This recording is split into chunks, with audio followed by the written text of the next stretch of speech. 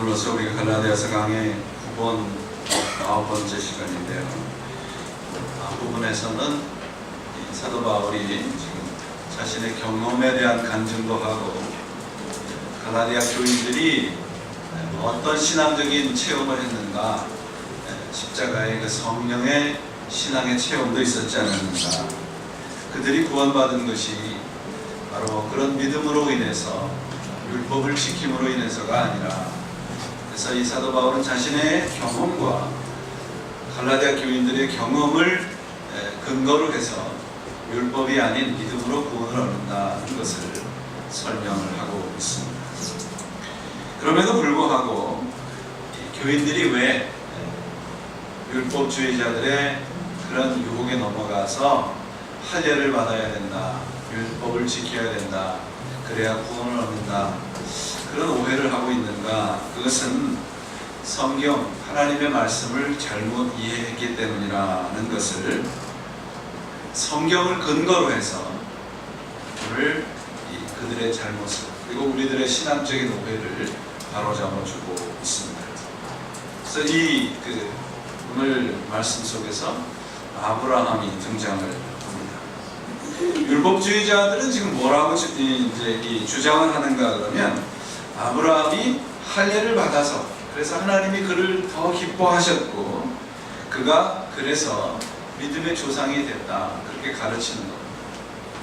여러분들 잘 아는 창세기 12장에 보면 하나님이 갈대아 우르 지방에 살고 있는 아브라함을 불러서 내가 지시하는 땅으로 가라, 그렇게 말씀을 합니다. 그러면서 뭐라고 말씀하시냐면, 내가 큰 민족을 이루고 내게 복을 주어 내 이름을 창대케 하리니 너는 복이 될지라. 너를 축복하는 자에게는 내가 복을 내리고 너를 저주하는 자에게는 내가 저주하리니 땅의 모든 족속이 너로 말미암아 복을 얻을 것이다, 그렇게 얘기합니다.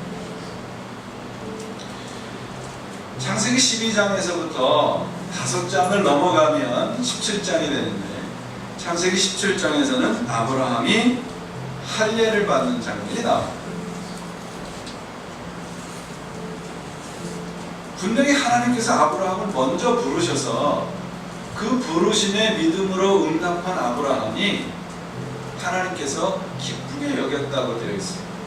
12장과 창세기 12장과 17장 사이에 창세기 15장에 보면 하나님이 아브라함을 기쁘게 한 것에 대한 증거로 아브라함과 하나님이 계약을 맺는, 언약을 맺는 장면이 나옵니다. 그래서 그 언약을 맺으면서 창세기 15장 16절에 보시면 아브라함이 하나님을 믿음에 그것을 그에게 의로 정하셨다, 그런 말씀입니다. 아브라함이 하나님을 믿었기 때문에 하나님이 그를 옳다 인정하고 하나님께서 그를 믿음의 조상으로 만들어 주었습니다. 그런데 성경에 분명히 이렇게 있음에도 불구하고 율법주의자들은 아브라함이 할례를 받았기 때문에 하나님이 더 기뻐하셨다, 그렇게 얘기합니다. 지난 시간에도 말씀을 드렸지만 아브라함이 할례를 받은 것은 하나님을 만나고 난 다음에 몇 년이 지난 후라고 그랬습니까? 늘 실망하면서 물어보고 24년, 12장에서부터 시작해서 17장에 할례를 받으니까 그 사이가 무려 24년이 지난 후입니다.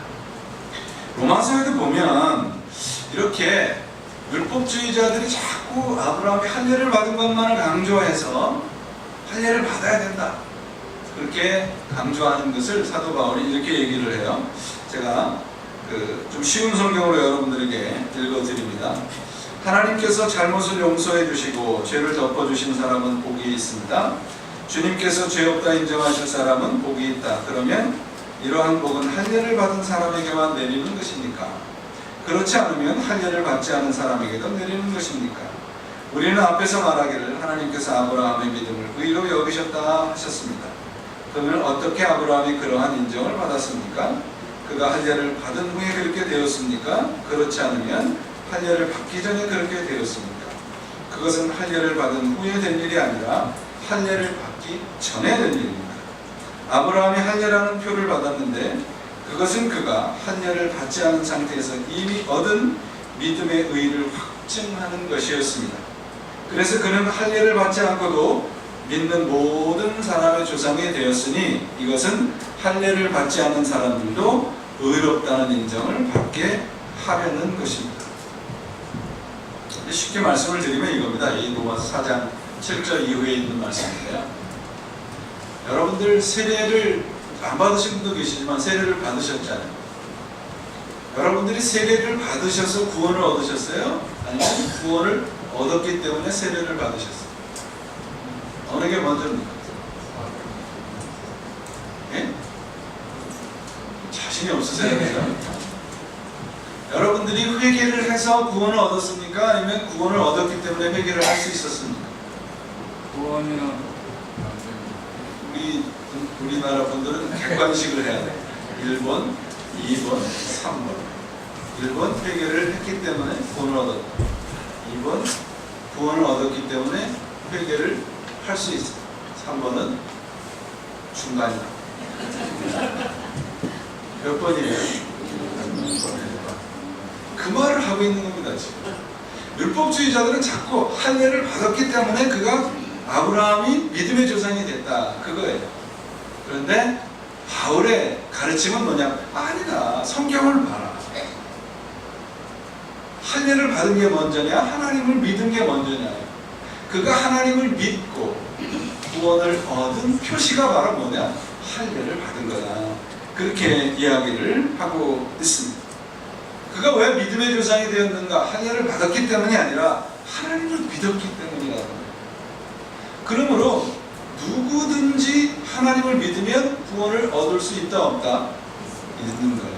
누구든지. 예수님께서 누구든지 나를 믿는 자는 영생을 얻을 것이다. 할례가 있다 없다 그거 중요하지 않다는 거예요. 율법을 지켰다 안 지켰다 그게 중요하지 않다는 말씀입니다. 사도 바울은 지금 아주 강력하게 말씀을 해요. 율법을 지키는 게 뭐냐? 바로 그것이 저주 안에 사는 길이다. 그런 겁니다. 그게 왜 저주인가? 하나님의 말씀을 근거로 해서 왜 율법을 지키는 게 저주 안에 사는 건가? 오늘 말씀을 보면 기록한 대로 그런 말씀이 몇 번 반복이 되죠? 기록한 대로. 자, 10절을 보세요. 누구든지 율법책에 기록된 대로 모든 일을 항상 행하지 아니하는 자는 어디 아래 있다? 저주 아래 있다. 여기에서 말씀을 자세히 보세요. 율법책에 기록한 모든 일을 언제 행한다? 항상 행한다.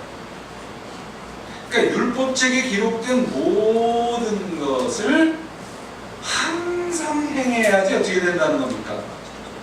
구원을 얻을 수 있다. 그런데 율법책에 기록한 모든 것을 항상 행할 수 있어요, 없어요? 없단 말이에요.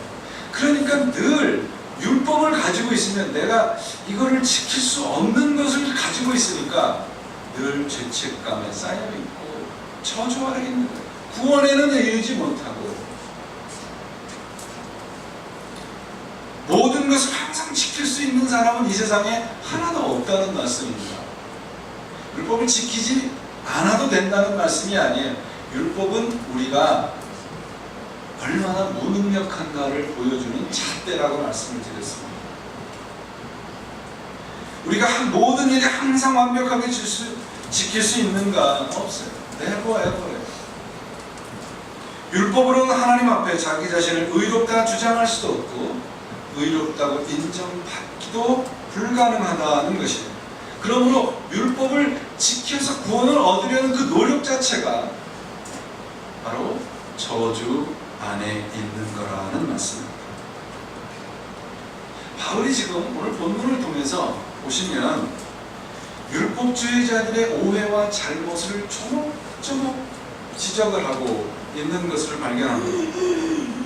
좀 전에도 말씀드렸지만 기록한 대로 그렇게 말씀을 하면서 창세기, 신명기, 하박국, 또다시 이제 레위기, 그 다음에 또 신명기를 5차례나 성경을 인용을 하면서